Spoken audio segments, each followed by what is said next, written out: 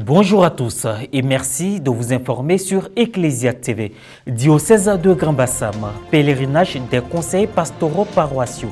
Acte 1, après Assini l'an dernier, c'est le village d'Abi qui a accueilli cet exercice spirituel le dimanche 3 mars dernier. Marche priante, découverte du circuit du pèlerinage, projection de films, échanges et messes ont été quelques points de ce pèlerinage. Le dimanche 3 mars dernier, l'Association des femmes de l'Église catholique AFEC de la cathédrale Sainte-Anne de Gagnoua a tenu son assemblée générale élective en présence du révérend père curé Hervé Dadoba. Madame Clarisse Nda est la nouvelle présidente de cette entité et prête à relever les défis. La période de carême est une période consacrée à l'exercice de piété que sont les pèlerinages. Le dimanche 3 mars dernier, le premier groupe des conseillers pastoraux paroissiaux du diocèse de Grand Bassam a effectué cette démarche spirituelle dans le village d'Abi. Occasion de vivre une expérience unique et de rencontrer Dieu à travers la foi lors de cette journée dominicale. Reportage Pierre Richemont, commentaire Morel Pouty. Après Assini, où les conseillers pastoraux paroissiaux du diocèse de Grand Bassam ont effectué le pèlerinage en 2023 en découvrant l'emplacement de l'ancienne église et la stèle de la progression des missionnaires, c'est le royaume d'Issanui, spécifiquement le village d'Abi, qui a abrité l'édition 2024 du pèlerinage des conseillers pastoraux paroissiaux. C'est pour signifier que le diocèse a une marche commune. Le pasteur marche avec le troupeau et on essaie donc de marcher à la même allure. Beaucoup de choses se disent au sein du conseil épiscopal, beaucoup de décisions se prennent, mais pour sa mise en route, il faut coopérer avec les fidèles laïcs, il faut essayer de marcher ensemble et surtout au même rythme.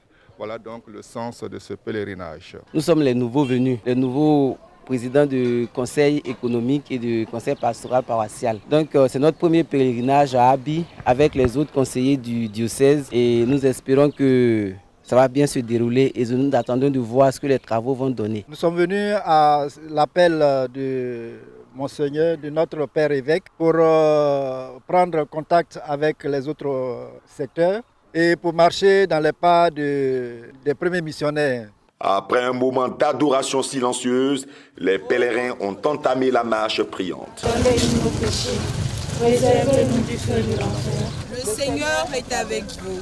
Vous êtes bénie en toutes les femmes et Jésus, le fruit de vos entrailles, est béni.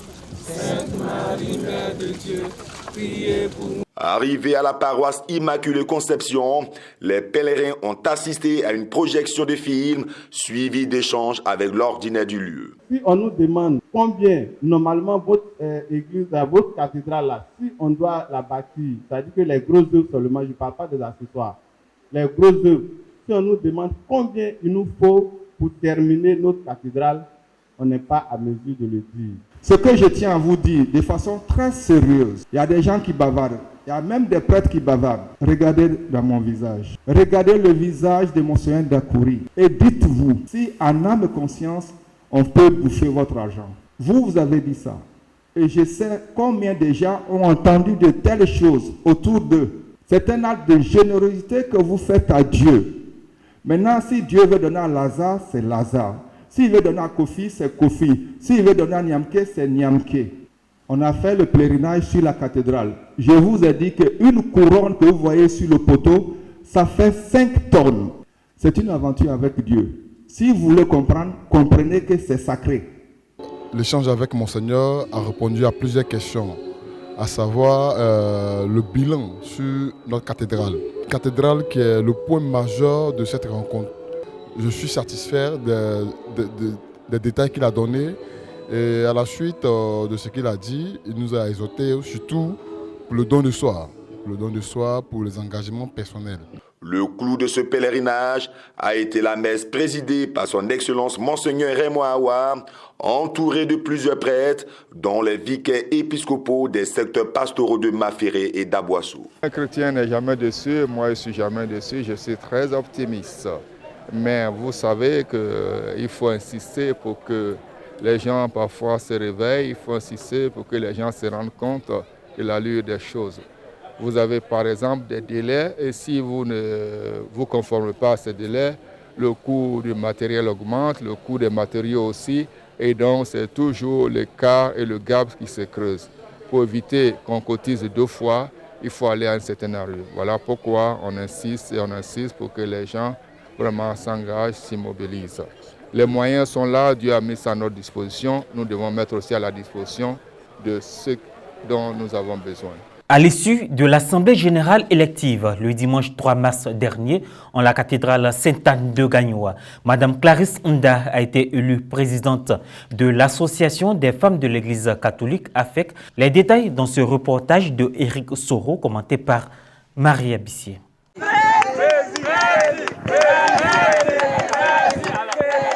Il régnait une ambiance festive à la cathédrale Sainte-Anne de Gagnoa le dimanche 3 mars 2024.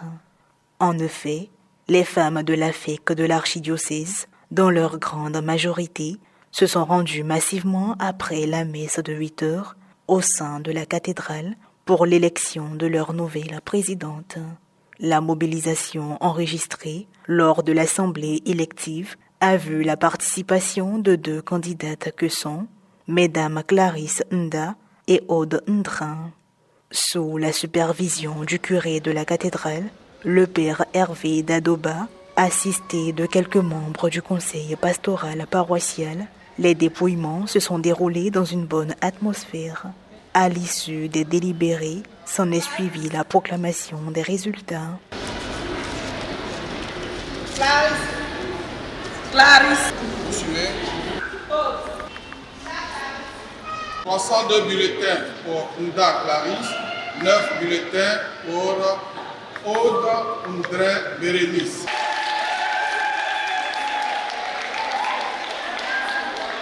La cohésion et l'unité au sein de l'Association des femmes de l'Église catholique, le père curé a prodigué de sages conseils à la nouvelle présidente. Nous leur donnons dès à présent pour 1 semaine, pour 2 semaines, nous donnons la possibilité à Mme Nda Clarisse de constituer son bureau. Mais le bureau sera constitué en lien avec le curé de la paroisse. Et le bureau ne sera proclamé que lorsque le curé aura donné son avis. La nouvelle présidente élue a quant à elle remercié toutes les femmes de la paroisse cathédrale. Merci à toutes les femmes et nous avons besoin de toutes les femmes pour former ce grand gouvernement de femmes. Toutes les femmes sont appelées à être dans le grand gouvernement des femmes de la cathédrale et des chapelles. Je vous dis merci. Impression au terme de la cérémonie. Nous comptons d'abord réunir toutes les femmes. Vous savez que ce qui appartient aux femmes, ce n'est pas facile. Les réunir, ce n'est pas facile. Mais donc notre première action, c'est de sensibiliser toutes les femmes, d'amener toutes les femmes à participer surtout à tout ce qui est sur la cathédrale, à tout ce qui va se passer sur les chapelles. C'est d'abord notre première mission. Rassembler, réunir, mobiliser. Tout à l'heure, ils ont parlé de Fonds national catholique. Nous allons prendre part à ce fonds.